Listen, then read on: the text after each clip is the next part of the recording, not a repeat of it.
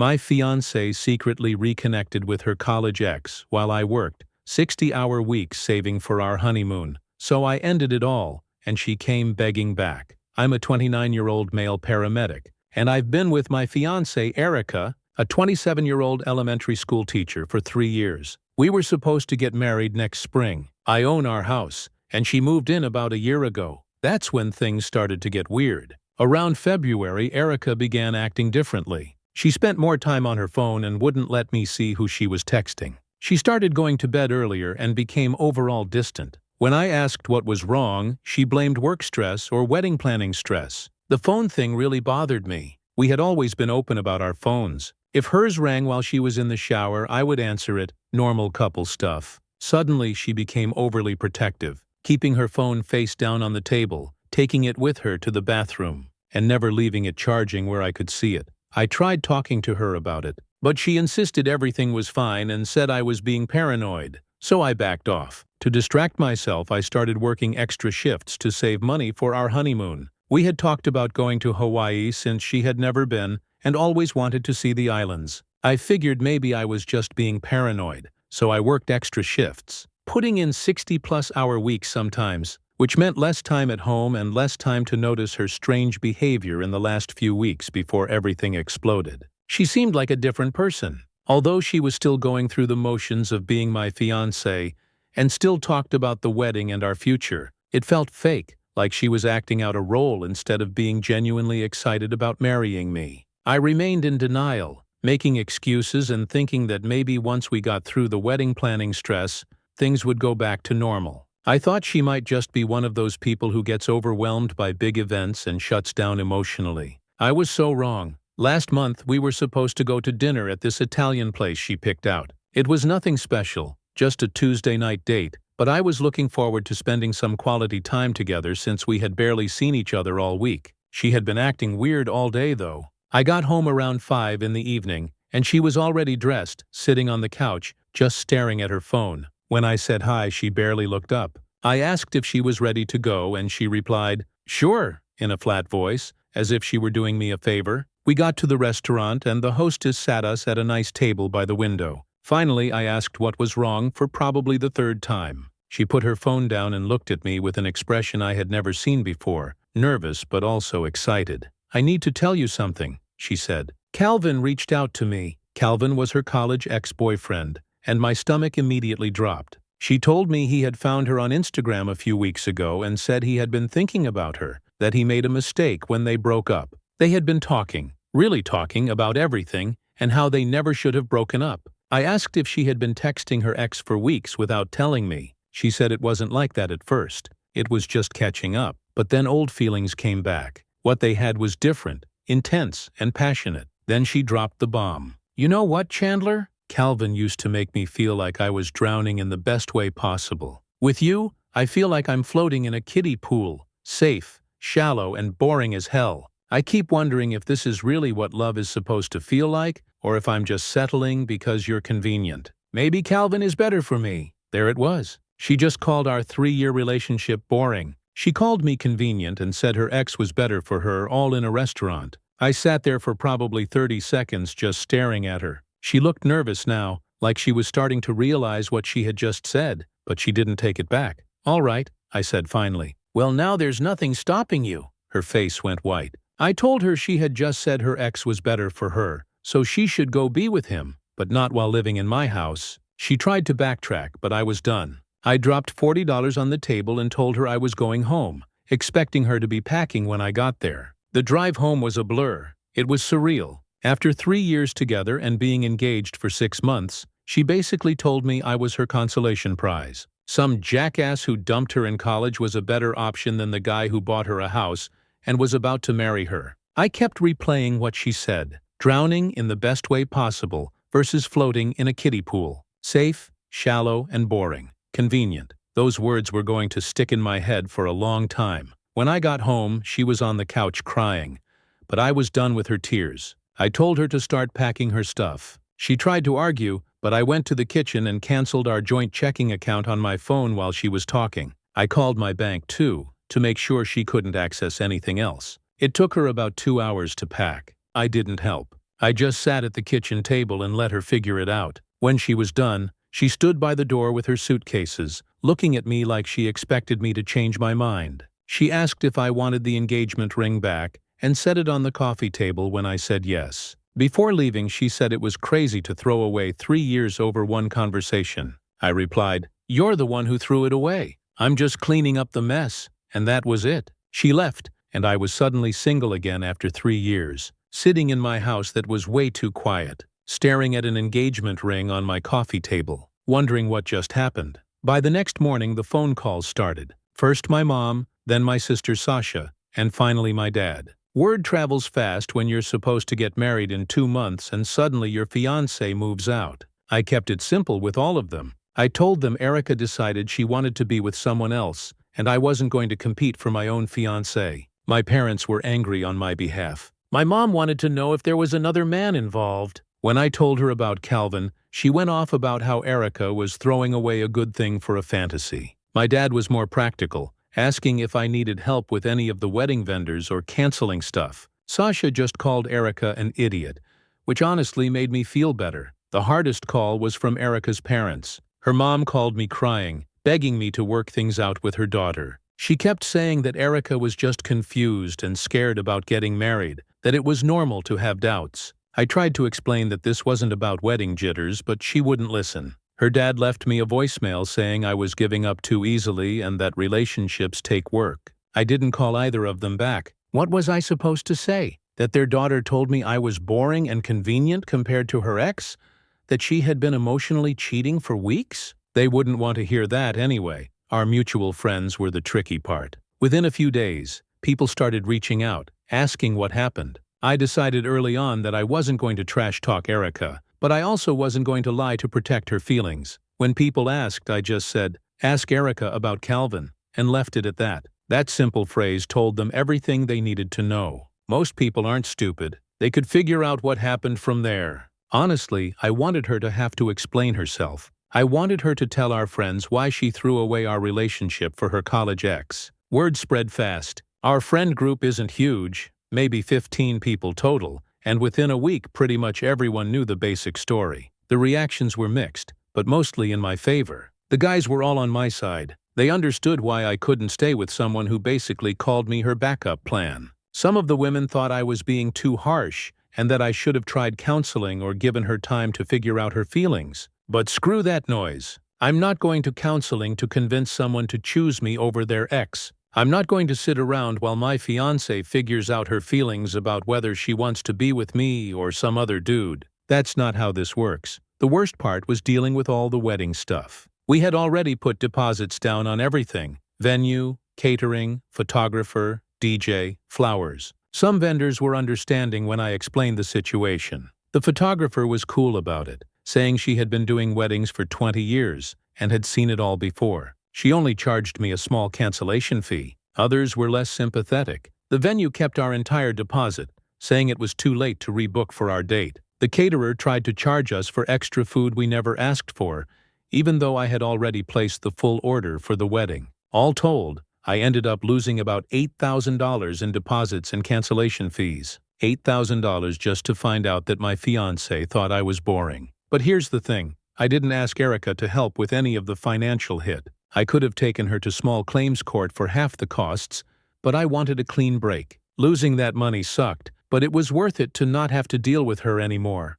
The vendors weren't even the hardest part. The toughest thing was calling all our friends and family to let them know the wedding was off. Those conversations were brutal. Everyone wanted more details and was curious if there was any chance we would work things out. The weirdest reactions came from some of the teachers at Erica's school. 3 different women reached out to me, not to defend Erica, but to check on me and essentially say that she had messed up. These were people who worked with her every day, and they were taking my side. That told me everything I needed to know about how she was handling the situation at work. Apparently, she had been telling people that we grew apart and had different visions for the future. Typical of her to twist the story to make herself look better. But teachers are smart, and they could probably see right through her narrative. Plus, if she was acting strange at work the same way she was at home, they probably knew something was off. About 2 weeks after she moved out, I heard through a friend that Erica had been posting on social media about following your heart and not settling for less than you deserve. That infuriated me more than anything. She was framing it like I wasn't good enough, as if she had outgrown me or some nonsense, but I didn't respond. I didn't post anything about my side of the story or try to set the record straight publicly. I figured the truth would come out eventually, and engaging in a social media war with my ex-fiancée wasn't going to help anyone. The hardest part was just being alone in the house again. For over a year I had gotten used to having someone there when I got home from work, someone to cook dinner with, watch TV with, and talk about my day with. Suddenly it was just me and way too much quiet. To cope, I threw myself into work, picking up extra shifts whenever I could. Staying busy helped, and the overtime pay would help make up for the money I had lost on wedding deposits. My partner at work, Mike, knew what was going on and was supportive about covering for me when I needed to make vendor calls or deal with wedding stuff. The guys at work were supportive too. A couple of them had been through divorces and reminded me that I was lucky to find out who she really was before I married her instead of afterward. They were right, but it still sucked. About 3 weeks after everything went down, I started feeling like maybe I could move on. The immediate shock and anger were wearing off, and I began to think about what I wanted to do next. Maybe I could travel somewhere I'd always wanted to go. Maybe I could renovate the house. Maybe I could just focus on work and figure out the rest later. That's when everything got a lot more interesting. For about 6 weeks after everything fell apart, my life was surprisingly good. I know that sounds weird considering I had just had my engagement blown up, but hear me out. Once I got past the initial shock and anger, I realized how much stress had been lifted off my shoulders. No more wondering why she was being distant or secretive with her phone. No more wedding planning stress or arguing about guest lists and centerpieces. I could come home from work and just relax without having to analyze every conversation for hidden meaning. I blocked Erica's number and all her social media right after she moved out, so if she was trying to contact me, I wouldn't know. Honestly, I didn't want to know. She had made her choice clear as day when she told me Calvin was better for her. As far as I was concerned, she could go live happily ever after with her college ex and leave me alone. Around this time, I started talking to a nurse from the ER named Veronica. It was nothing serious at first, just casual conversation during downtime between calls. She was cool, funny, smart, and definitely easy on the eyes. More importantly, she didn't seem to have any crazy ex-boyfriend drama going on. The contrast was pretty stark. Veronica would laugh at my stupid jokes, ask questions about my work, and remember details from previous conversations. All the basic relationship stuff that Erica had stopped doing months before our breakup. It made me realize just how checked out Erica had really been toward the end. I wasn't looking to jump into anything serious right away, and Veronica seemed to understand that. We were just two people enjoying each other's company without any pressure or expectations. It was refreshing after years of relationship drama and wedding planning stress. Then one afternoon my buddy Joey called me laughing. I was at home doing some work around the house when my phone rang, and I could barely understand him at first because he was cracking up so hard. "Dude," he finally managed to say, "you're not going to believe this." Joey works with a guy whose girlfriend is friends with one of Erica's teacher friends. Small world, lots of connections. Anyway, word had gotten back to him about what happened with Erica and Calvin. "Your ex got dumped," he said, still laughing. I sat down on my couch, trying to process this information. "What do you mean, dumped her?" I asked. "I mean he used her for about 6 weeks and then told her he didn't really love her anymore. Said he just wanted to make sure about his feelings or something like that."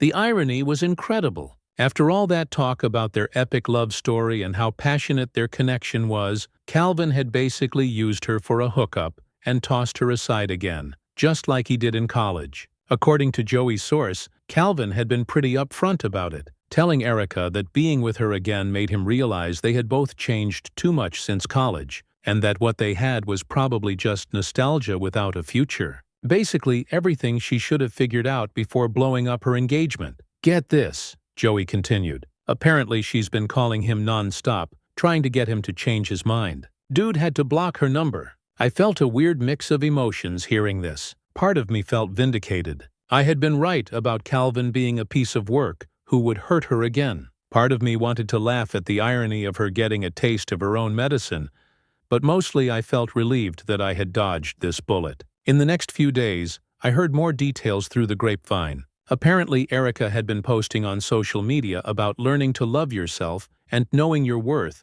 right up until Calvin dumped her. Then suddenly, all her posts disappeared, and she went quiet online. She had also been telling people at work that she was exploring what real love feels like and how she had never been happier. Her teacher friends had been supportive at first, but when the truth came out about Calvin using her, some of them felt pretty uncomfortable about how she had handled the whole situation. I heard from my sister Sasha that Erica's mom had called my mom crying about how her daughter was going through a difficult time and asking if there was any chance I would consider talking to Erica. My mom politely but firmly told her no, that Erica had made her choice and needed to live with the consequences. About a week after Joey's call, I was at the grocery store when I ran into one of our mutual friends, Lisa. She had been at our engagement party and was supposed to be a bridesmaid. It was awkward as hell to see her, but she was actually cool about it. "I just want you to know," she said, "most of us think you handled everything really well. What Erica did was messed up,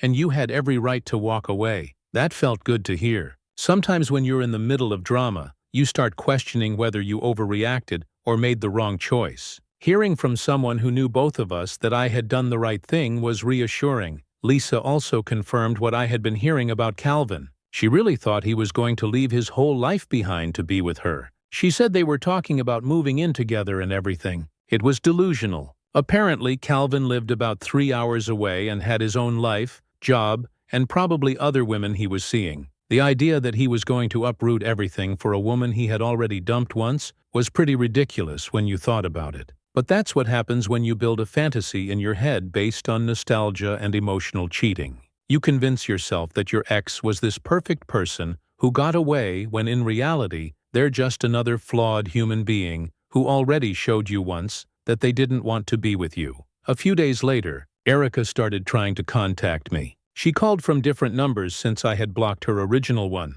I didn't answer any of them. Then she showed up at the fire station where Joey works part-time, asking him to give me a message about how sorry she was and how she had made a huge mistake. Joey told me all this, and I couldn't help but feel a mix of amusement and disbelief. She told me later that I should just kick rocks. I could see she looked like hell, like she hadn't been sleeping or eating properly. Part of me felt bad for her, but a bigger part thought she had earned every bit of the misery she was feeling. When showing up at my friend's work didn't get my attention, she decided to try a different approach. She wrote a massive Facebook post about our relationship and breakup. I didn't see it directly because I had her blocked, but Sasha screenshot it and sent it to me. The post was insane, a complete revisionist history of what happened between us. According to her version, I never really loved her and couldn't accept that she had a romantic history. She claimed I abandoned her when she needed support the most, and that I was too immature to handle adult relationship problems. Not a single word about Calvin. Not a single mention of her telling me I was boring and convenient compared to her ex. Just a bunch of nonsense about how I was the problem and she was the victim. The comments were pretty brutal, though. A bunch of our mutual friends called her out for rewriting history. Someone posted, "Didn't you leave him for your ex?" Another person said, "This isn't how I remember it happening." Even some people I didn't know commented about how her story didn't add up. She deleted the post after a few hours, but the damage was done. Everyone could see she was trying to make herself look better by throwing me under the bus, and most people weren't buying it. That's when I knew she was really desperate. When someone starts making up stories on social media to make their ex look bad, they've hit rock bottom. I was glad as hell that I wasn't part of that mess anymore. My 30th birthday rolled around about 3 months after everything went down. Normally, I'm not big on birthday celebrations. It just feels like another day to me. But my family always makes a huge deal about birthdays,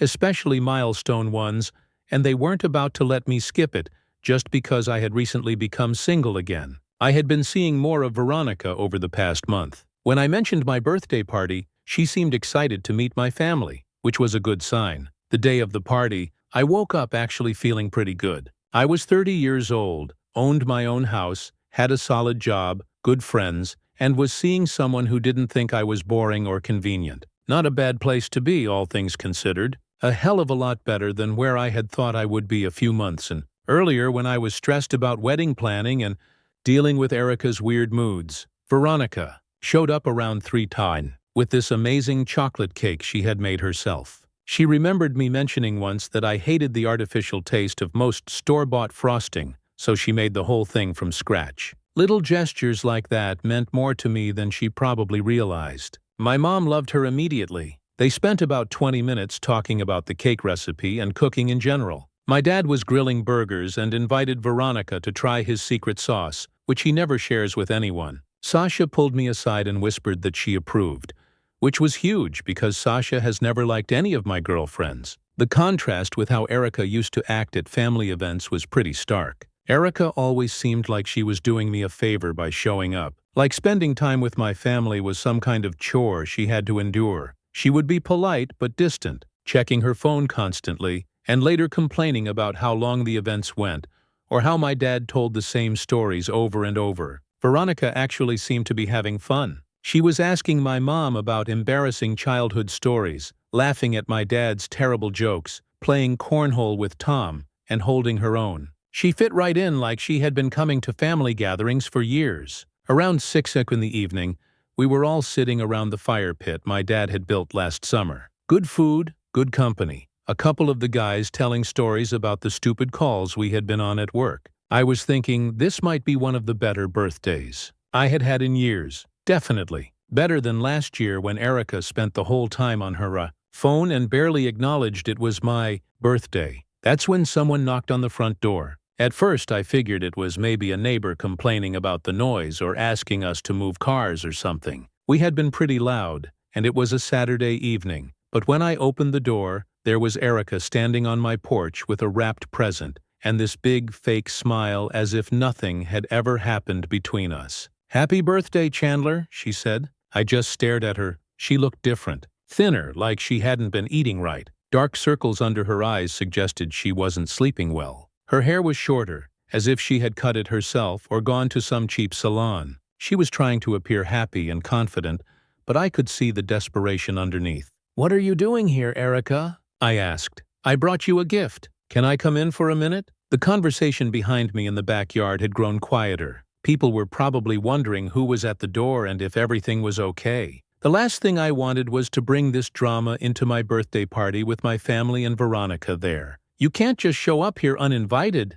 I said. I know, but it's your birthday and I felt bad that we're not talking. I just wanted to give you this, and maybe we could talk for a few minutes." She held out the present like it was some kind of peace offering, probably something she had bought months ago when we were still together before she decided Calvin was better than me. The whole situation felt surreal. My ex-fiancée showing up at my birthday party after telling me I was boring and convenient, all because she got dumped by the guy she left me for. "About what?" I asked. "About us. About how stupid I was. About how much I missed what we had." I actually laughed, which seemed to surprise her. "You miss what we had? You mean the boring, convenient relationship? The kiddie pool?" Her face turned red. She probably hoped I had forgotten about that comment, or that time would have softened the impact of those words. But you don't forget when someone you love tells you that you're their backup plan. She tried to backtrack, saying she was upset when she said that she didn't mean it. But we both knew she did mean it. People don't say things that specific and hurtful unless they've been thinking them for a while. That's when the front door opened behind me and Veronica stepped out. "Everything okay out here?" The look on Erica's face was priceless. She went from hopeful to shocked to angry in about 2 seconds. You could see the gears turning in her head. I was supposed to be sitting at home miserable and alone, waiting for her to come back. I wasn't supposed to have moved on, especially not with someone who was clearly attractive and put together. "Who is this?" Erica's voice got loud and shrill. Veronica introduced herself calmly, saying she must be Erica. She was professional as hell. She didn't take the bait or get drawn into drama, just acknowledged the situation and stayed composed. "You're already dating someone else." Erica was getting louder now. "It's been 2 months. Actually, it's been almost 3 months since you chose Calvin over me," I corrected her. "And yeah, I'm dating someone who actually wants to be with me." That's when Erica completely lost it. She started screaming about how I never fought for our relationship